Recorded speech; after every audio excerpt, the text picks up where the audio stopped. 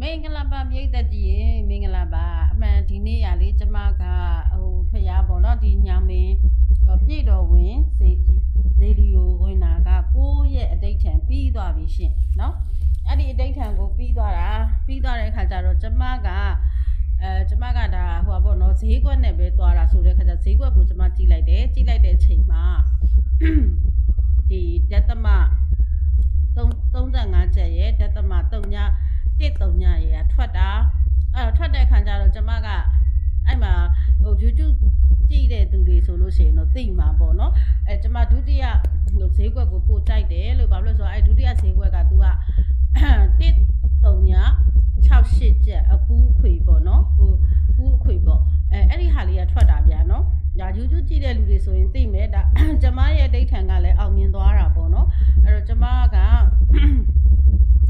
ရဲ့ဒိဋ္ဌံလေးလည်းအောင်မြင်သွားတဲ့အတွက်အားလုံးကိုကုသိုလ်ပေးပါတယ်လို့အားလုံးပဲပေါ့နော်ဒါကုသိုလ်ယူကြပါပေါ့နော်တာဓုခေါ်နိုင်ကြပါစေလို့နော်ဒါလူနဲ့ပြမတတ္တဝါအပေါင်းပေါ့နော်30ပုံမှာကျင်နေကြတဲ့လူနဲ့ပြမတတ္တဝါအပေါင်းတို့ကိုကုသိုလ်အမြပေးဝေပါတယ်ပေါ့နော်အဲ့တော့အများမျှော်လင့်နေတဲ့ဒါဟိုဟာလေးကကြတော့ပူးကောင်လေးကကြတော့ဘယ်အချိန်မှထွက်နိုင်မလဲဆိုလို့ရှိရင်ဒါဟိုဟာပေါ့နော်တိုင်းနေတိဆုံးပဲဖြစ်မယ်နော်အဲ့တော့ခတ်မှန်းလို့မရတဲ့အနေအထားတစ်ခုဖြစ်နေတယ်ပေါ့နော်အဲ့ဒါလေးကိုလည်းပြောပေးတာပါအဲ့တော့ကို့မျိုးတွေဒါရပြီဆိုလို့ရှိရင်တော့နားတင်ပါတယ်လို့ဒါကျမလည်းကျမကပေါ့နော်ဒါတရက်နေ့မှာမနက်ဖြန်ညကနေစပြီးတော့ပေါ့နော်ကျမအလှလေးတစ်ခုလုပ်မယ်အလှလေးတစ်ခုလုပ်ပြီးလို့ရှိရင်ဒါတရက်နေ့ကြာလို့ရှိရင်ကျမတို့တစ်ခါထပ်ပြီးတော့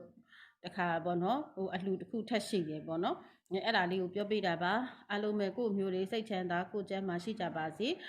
ကျမယနေ့မှာတော့9ရက်မြောက်အတိတ်ထံတစ်ခုအောင်မြင်သွားပြီပေါ့နော်နောက်တစ်ခုတော့ညောင်ပင်ဖျားလို့ပြောတယ်ပေါ့နော်ညောင်ပင်ဖျားဆိုတာကကျမတို့ဒီ16ထဲရပဲပေါ့နော်ဒီကျမတို့ဟိုပါပေါ့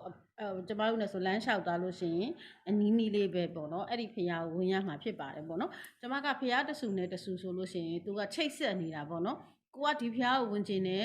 ဆိုလို့ရှိရင်လည်းဝင်ကျင်တိုင်းဝင်လို့မရပါဘူးပေါ့နော်အဲ့တော့ဝင်ကျင်တိုင်းဝင်လို့မရဘူးကျမကသူ့ဘယ်လိုပြောမလဲ